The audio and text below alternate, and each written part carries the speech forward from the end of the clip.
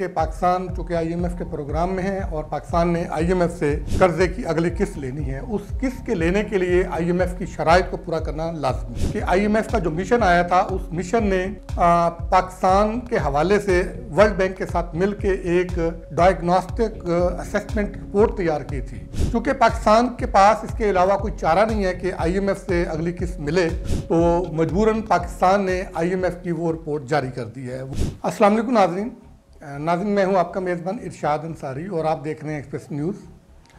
नाज़रीन, आज हम गुफ्तगू करेंगे कि पाकिस्तान चूँकि आईएमएफ के प्रोग्राम में है और पाकिस्तान ने आईएमएफ से कर्जे की अगली किस्त लेनी है, उस किस्त के लेने के लिए आईएमएफ की शराइत को पूरा करना लाजमी है। चूँकि आईएमएफ के एग्जीक्यूटिव बोर्ड का इजलास दिसंबर में होने जा रहा है और उससे पहले अगरचे हमने बहुत सारी शराइत पूरी की हैं और एक सबसे बड़ी शर्त थी कि आईएमएफ का जो मिशन आया था उस मिशन ने पाकिस्तान के हवाले से वर्ल्ड बैंक के साथ मिलकर एक डायग्नोस्टिक असेसमेंट रिपोर्ट तैयार की थी। वो रिपोर्ट जो है वो पेंडिंग पड़ी थी, वो पब्लिक नहीं हो रही थी। आईएमएफ की तरफ से पाकिस्तान पे दबाव डाला जा रहा था कि इस रिपोर्ट को पब्लिक किया जाए। चूँकि पाकिस्तान के पास इसके अलावा कोई चारा नहीं है कि आईएमएफ से अगली किस्त मिले, तो मजबूरन पाकिस्तान ने आईएमएफ की वो रिपोर्ट जारी कर दी है। वो रिपोर्ट सामने आई है, 186 सफ़ात की रिपोर्ट है। उस रिपोर्ट में क्या तजावीज़ दी गई हैं, क्या क्या इंकशाफात किए गए हैं, उसके बारे में हम तफसील बताएंगे। कि अगर आप इस रिपोर्ट का खुलासा पूछे तो इस खुलासा तो ये है कि ये हुक्मरान तबके के लिए ये बहुत बड़ा सवालिया निशान है। उसकी कारकर्दगी पे ये सवाल जो है वो उठाए गए हैं और इस रिपोर्ट का जो खुलासा है वो ये है कि इसमें जो हमारी एलीट जो क्लास है उसको जो है वो मोरद इल्ज़ाम ठहराया गया है कि हमारे तमाम मसाइल की जो जड़ है, जो वजह है, वो एलीट क्लास है। वो खा ब्यूरोक्रेसी में हो एलीट क्लास, खा वो जो है वो मईशत में हो, खा वो दूसरे शोबे में हो, या हमारी बिजनेस कम्युनिटी में हो, या पॉलिटिकल एलीट हो। ये इस जो रिपोर्ट है उसका ये क्रक्स है कि ये मसाइल की जड़ हैं और यही क्लास जो है वो हमारी पॉलिसी साजी में भी और मुल्क की तरक्की में भी रुकावट है। पॉलिसियाँ भी इन्हीं के इर्द गिर्द घूमती हैं और ये अपनी जेबें भरने पे जो है वो फोकस करती हैं रेदर देन के मुल्क पे और मुल्क की आवाम पे जो है वो फोकस करें। उसकी जो कास्ट होती है वो मुल्क को, मुल्क की आवाम को पे करना पड़ती है। मुल्क की अखराजात जो हैं वो बढ़ते हैं, हमारी इकॉनमी जो है वो हर्ट होती है। और उसने जो कहा गया है वो ये कहा गया है कि हुकूमत जो है वो फौरी तौर पर एक तो करप्शन का जो अंसर है वो ख़त्म करे और उसके लिए जो है वो इस्लाहात इंट्रोड्यूस करवाई जाएँ, गवर्नेंस को बेहतर किया जाए और साथ ये तजवीज़ दी गई है कि 12 माह के अंदर अंदर जितनी भी हमारी जो सरकारी ख़रीदारी है उसको ई गवर्नेंस पे जो है वो मुंतकिल किया जाए। क्योंकि ठेकेदारी जो सिस्टम है, ठेकों में जो लेन देन होती है उसमें काफ़ी मसाइल पैदा होते हैं। उसमें कमीशन का एलिमेंट होता है, उसमें करप्शन का अंसर होता है। तो उसमें ये कहा गया है कि जो सरकारी खासकर ठेके हैं उसमें जो बंदरबांट होती है उसको रोकने के लिए इकदाम किए जाएँ, गवर्नेंस जो है वो बेहतर की जाए। साथ ही ये इतराफ़ भी किया गया कि पिछले कुछ अरसे में हुकूमत की तरफ से जो इकदाम उठाए गए हैं मुख्तलिफ हुकूमतों ने, उसमें बेहतरी आई है, लेकिन बेहतरी उस तरह नहीं आई जिस तरह की आनी चाहिए। और अगर हुकूमत 15 नुकाती जो इस्लाहाती एजेंडा है उस पर उसकी असल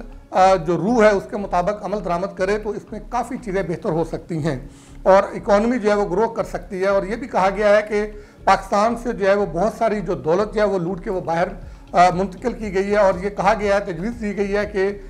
उस दौलत को वापस पाकिस्तान लाने के लिए और जो एसेट्स हैं उनकी रिकवरी के लिए जो अमल है उसको तेज़ किया जाए, उसकी ज़रूरत है। और फिर ये कहा गया कि अगर इस्लाहात पे अमल दरामद कर लिया जाए और करप्शन को अगर रोक लिया जाए तो उससे मुल्क की जो GDP है वो बढ़ सकती है, वो 5 से 5.5 और 6% तक जा सकती है। और इसके लिए हुकूमत को तजवीज़ दी गई है कि जो ख़रीदारी है उसमें बेहतरी लाई जाए, पॉलिसी साजी में शफाफियत लाई जाए और फिर टैक्सेस के निज़ाम में जो खामियाँ पाई जाती हैं, कमज़ोरियाँ पाई जाती हैं, उनको दूर किया जाए और लॉन्ग टर्म पॉलिसीज़ जो है वो इंट्रोड्यूस करवाई जाएँ। और ख़ासकर जो अशराफिया है वो खा मुआशी अशराफिया हो, वो पॉलिटिकल अशराफिया हो, या जो है वो बिज़नेस अशराफिया हो, उनको जो है वो इन चीज़ों से जो है वो दूर रखा जाए। एहतसाब के अमल को जो है वो तेज़ बनाया जाए और उसमें शफाफियत लाई जाए, कैरेट एंड स्टिक का जो है वो पॉलिसी अपनाई जाए। तो इससे आम आवाम की ज़िंदगी जो है वो भी बेहतर हो सकती है, इकॉनमी भी बेहतर हो सकती है और इकॉनमी की जो तरक्की है उसकी रफ्तार तेज़ हो सकती है। और इस पर जो सरकारी ज़राए हैं उनसे हमारी ये बात हुई है, उनका ये कहना है कि हमने जो है वो खुद ये आईएमएफ को कह के हमने जो है ये असेसमेंट करवाई है और इसमें IMF की तरफ से हमारे जो इक़दाम उठाए गए उसमें से बहुत सारे इक़दाम का एतराफ़ भी किया गया और ये हुकूमत के इस अज़म को भी जो है वो ज़ाहिर करती है कि हुकूमत पुरअज़म है कि मुल्क को जो है वो आगे लेके जाया जाए और आम जो लोग हैं उनकी ज़िंदगी में आसानियाँ पैदा करने के लिए जितना मुमकिन हो सकता है वो इक़दाम उठा के उनकी ज़िंदगी में जो है वो आसानियाँ पैदा की जाए और इसी के लिए हुकूमत जो है वो कोशिश भी कर रही है। तो जो रिपोर्ट है, रिपोर्ट में ये भी कहा गया है कि SIFC के जो फैसले हैं उसमें भी ये कहा गया है कि इसमें शफाफियत जो है वो पैदा की जाए और इसमें इसके जो रिपोर्ट है SIFC के हवाले से उसको जो है वो पब्लिक किया जाए और इसके साथ साथ हुकूमत की तरफ से जो टैक्स इस्लाहात इंट्रोड्यूस करवाई गई हैं और उन इस्लाहात को भी जो है वो उसकी लेटर एंड स्पिरिट के मुताबिक उस पर इम्प्लीमेंट करवाया जाए और जहाँ जहाँ टैक्स की लीकेज होती है उसको रोका जाए और पॉलिसी साजिश में जो अशराफिया की उस पर जो कैप्चर जो उन्होंने किया हुआ या अशराफिया उस पर असरअंदाज होती है उससे उसको निकाला जाए। और इस रिपोर्ट में जो है वो एक 2018 और 19 में जो चीनी की जो सिचुएशन पैदा हुई थी उसका भी हवाला दिया गया है कि किस तरह एलीट क्लास ने जो है वो इस पर असरअंदाज हो के चीनी में माल बनाया और कितने जो है वो बिलियन रुपीस जो है वो बनाएंगे, लेकिन उसका कुछ नहीं हुआ और कोई आज तक जो है वो उस पर कोई कार्रवाई नहीं हो सकी। और अगर हम अपनी जो है वो एक लंबी हमारी जो है वो एक हिस्ट्री है कि अगर हम उसको नज़र में रखें और उसके अगर हम तायराना जायज़ा लें तो वो भी हमें यही बताता है कि असल में हमारे किसी भी किस्म की एलीट हो या पैसे वाला बंदा हो उसमें जो पकड़ने का या एहतसाब का जो खौफ है वो ख़त्म हो चुका है। उनको ये चीज़ बावर हो चुकी है कि पैसे से सब कुछ मैनेज किया जा सकता है और यही वो बेखौफी है जो मुआशरती मसाइल की बुनियादी वजह बनी हुई है। जिसके पास पैसा है वो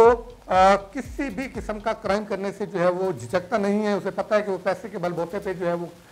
छूट जाएगा और उसके खिलाफ किसी किस्म की कार्रवाई नहीं होगी और उसी से फिर मुआशी जो तगावत है वो जो है वो अरूज पे पहुंच रही है। जो आमदनी की जो डिस्ट्रीब्यूशन है गैर मुनसफाना उसमें काफ़ी जो है वो तफरीक आ चुकी है। अमीर और गरीब का जो फ़र्क है वो काफ़ी वसी हो चुका है और ख़ासकर जो सबसे डेंजरस सोसाइटी के लिए और इकॉनमी के लिए जो सिचुएशन पैदा हो रही है वो ये है कि जो दरमियाना तबका है वो एक बैलेंस क्रिएट करता था मुल्क की इकॉनमी में, वो जो दरमियाना तबका है वो ख़त्म होता जा रहा है, वो ऑलमोस्ट जो है वो